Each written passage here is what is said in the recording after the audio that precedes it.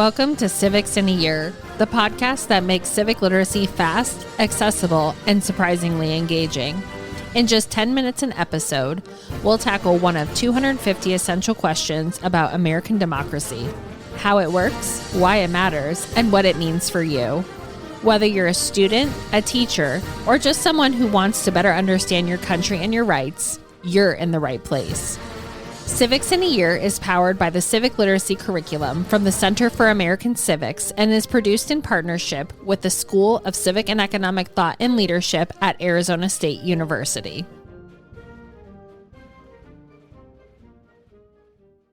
Hi friends, welcome back to Civics in a Year Kids Edition. Today's big question is, who were the Federalists and the Anti-Federalists? Okay, so let's go back in time to the late 1780s.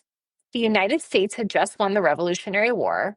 The people were free from Britain, but now they had to decide, how should this new country be governed? Some leaders wanted a strong national government. Others worried that might give too much power to a few people at the top. That's where the two big groups come in. First, the Federalists. Federalists believed the United States needed a strong central government to keep the country united and safe. They thought if states kept too much power, the country might break apart or be too weak to defend itself.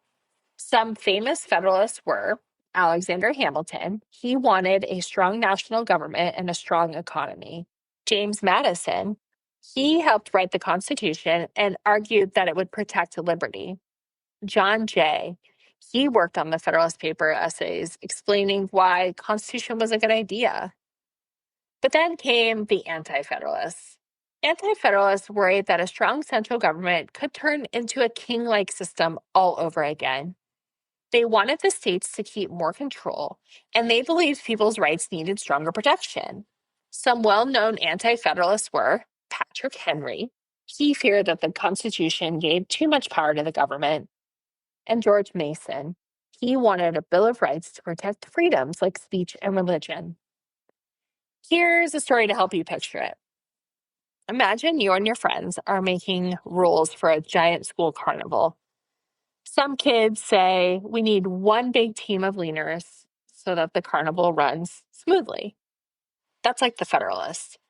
Other kids say, wait, what if the leaders boss us around?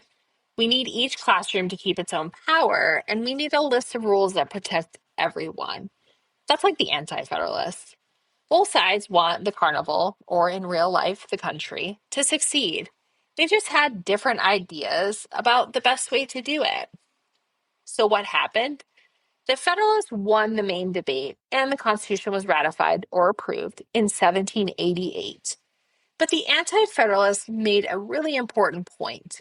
The Constitution needed a Bill of Rights. And guess what? They got it.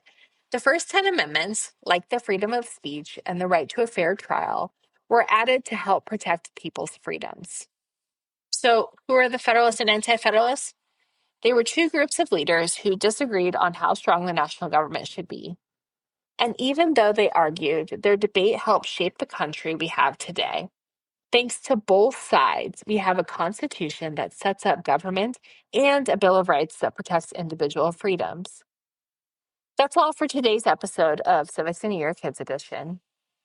Next time you hear about the Federalists and Anti-Federalists, you know they weren't just arguing. They were helping build the foundation of American democracy. I'm Liz. Thanks for listening. And remember, sometimes disagreements can lead to better ideas for everyone. Thanks for joining us on another episode of Civics in a Year. If you enjoyed this episode, be sure to subscribe and share it with someone who cares about a constitutional republic as much as you do. For more episodes, resources, and updates, follow us on social media or visit us at civics.asu.edu. Make sure to check out the show notes for any relevant links. Special thanks to the United States Marine Band for their performance of the Stars and Stripes Forever. Let's keep building a stronger constitutional republic, one episode at a time.